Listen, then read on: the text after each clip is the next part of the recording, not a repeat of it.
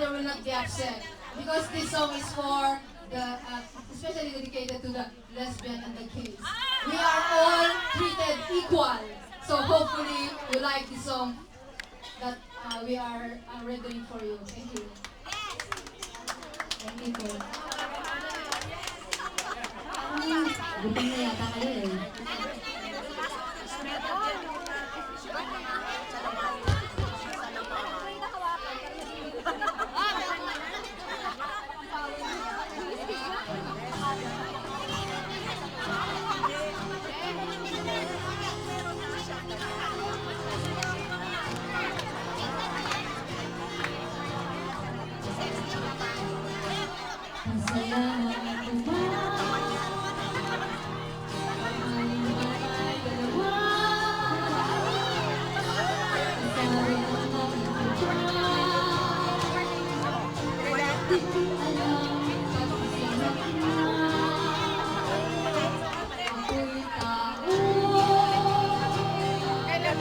Passport mo mag-expire.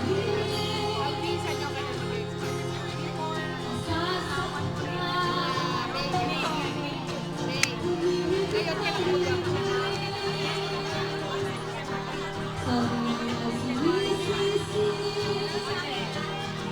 Ngayon ka lang basta Philippines ha? In other country ha? Walang problema sa Philippines. Kasi meron pa naman kayong mga election. Pero kung hindi mo ng January, mag-apply na kayo.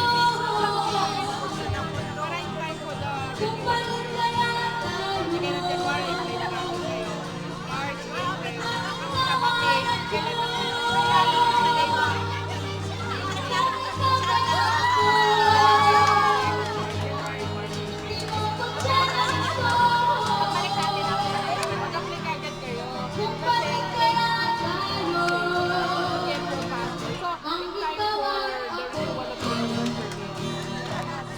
basta Philippines is a problem. As long as may project, sabi niyo magplano na agad kayo by hindi,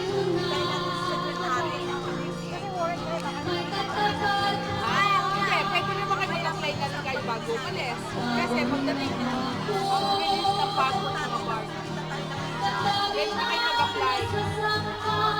Hindi naman ikakat eh. Kasi ikakat lang yun pag bumalik na kayo. Ika-cancel ng passport.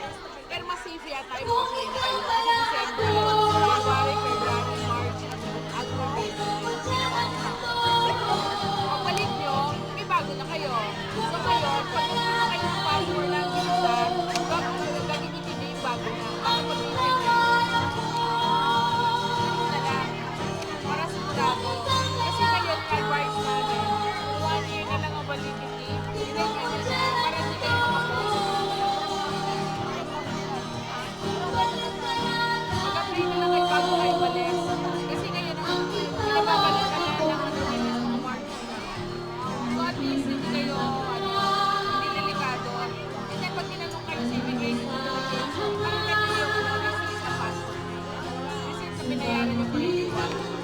And then, that prepares you for the